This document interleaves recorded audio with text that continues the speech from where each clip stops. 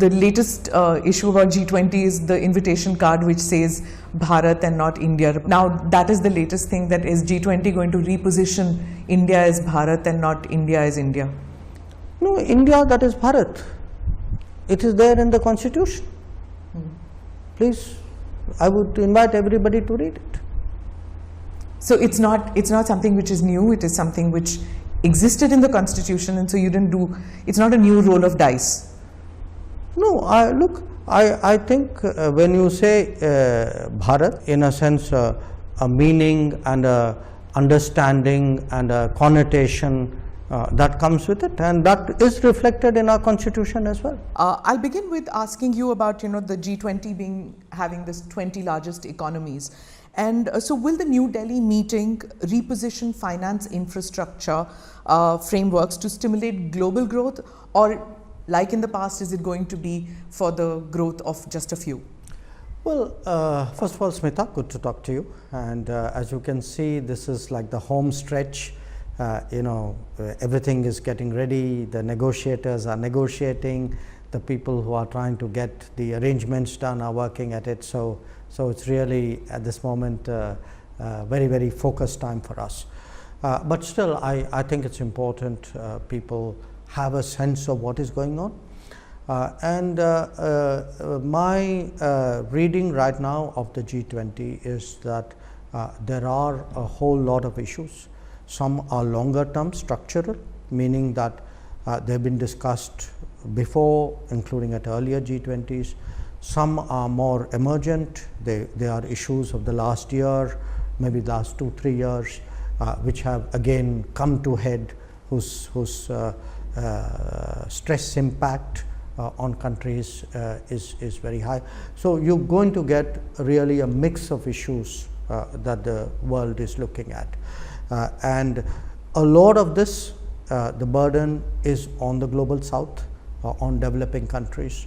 One very important message for us is focus on the global south. But there is a larger context. The context is of a very turbulent global environment. The impact of the COVID, impact of the Ukraine conflict, issues like debt which have carried on for some time, and by the way, climate disruptions which are today affecting the economy as well.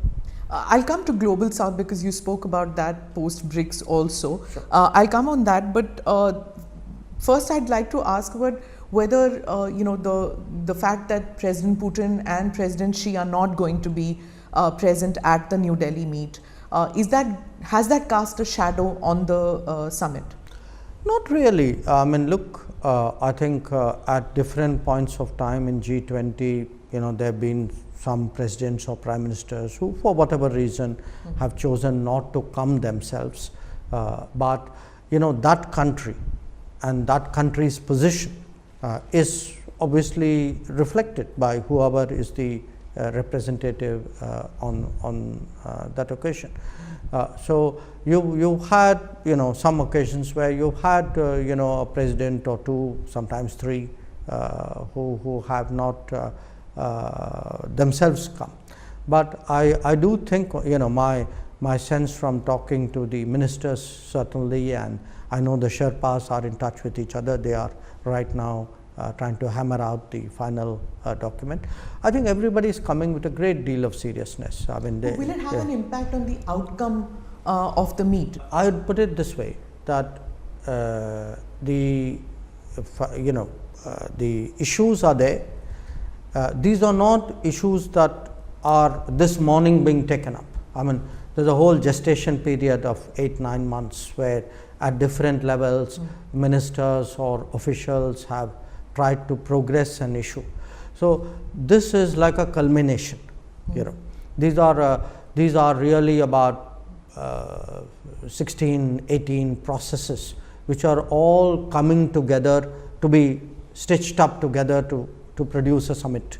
So outcome. Russia and China are not really miffed with India, and is that the reason? No. I don't think it has anything to do with India. I mean, I think whatever decision they make, I mean, they would know best. But I would not at all see it the way you would suggest. And it's not going to have an impact on the declaration itself is a complicated procedure to arrive at a consensus to have a declaration.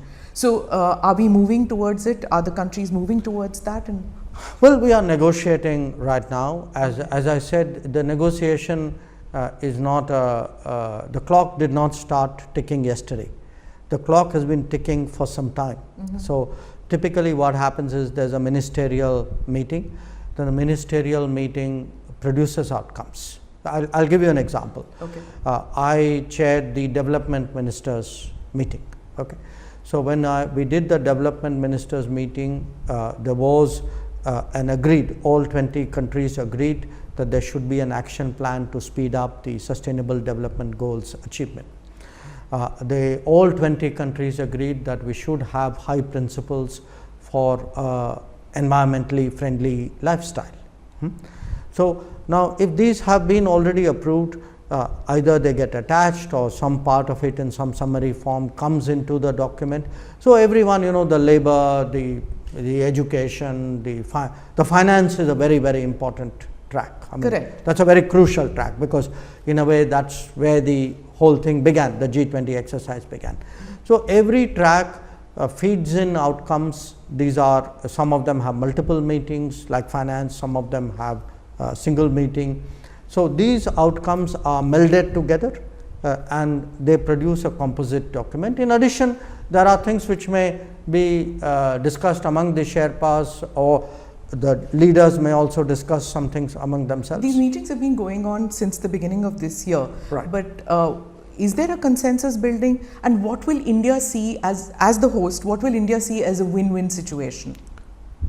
Well, I don't think it's just a matter of India seeing something. Today, the expectations of the world are very high in terms of what the G20 is able to produce, and produce in terms of meeting the challenges of the world. So if you were to go to Africa, you go to Latin America, go to parts of Asia, go to the Caribbean, go to the Pacific, everybody is today saying, okay, I have a certain set of issues. I have a debt problem, I have a trade problem, I have a health access problem, I have a green development resourcing problem. So what will the G20 do for me? So the world is waiting.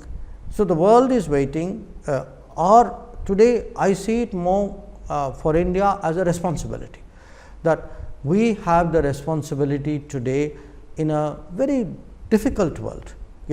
It is difficult in terms of the COVID impact, difficult in terms of the conflict impact, in terms of the climate impact, in terms of debt. That's one part of it. But it's also difficult politically. There is a very sharp north-south divide. There's an even sharper east-west polarization. So how do you bring people together? How do you find common ground? How do you make everybody understand that we all have a bigger responsibility? And therefore, please, can we kind of get our act together here and do what is right by the world? As a former diplomat and now as an external affairs minister, I guess that's right up your alley to find common ground. Well, everybody is worked and is working on it. There's every minister, we have about 15 ministerial tracks. Every minister has put in their best. The Sherpa and his team have worked and are working very hard. So it's a collective effort. Sure. Right. You've just come back from BRICS. Yeah. You're heading for the ASEAN Summit, East Asia this Summit. Evening. Yeah. So that's the East Asia Summit, and then is the G20. It's a packed schedule. You spoke about Global South. You spoke about the divide between the East and West, between the North and South, and trying to find common ground. Do these countries see India as a voice? You said represent the Global South. Do these countries who are participating in these fora, do they see India as a credible voice within the fora? The Global South countries? Yes. I would certainly hope so, for this reason. There have been G20 summits before. No other G20 presidency made an effort to get together the developing countries who are not on the table and say, please come sit with us, tell us what are your concerns, and we will distill those concerns and place it before the G20. That's a very unique exercise. Nobody has done it before. So if we have taken the trouble, and we meaning here Prime Minister Modi himself, if 125 countries have been consulted, feel today, yes, what we told India, India has promised us that they will put that issue on the table. I think they have a lot of expectation of India.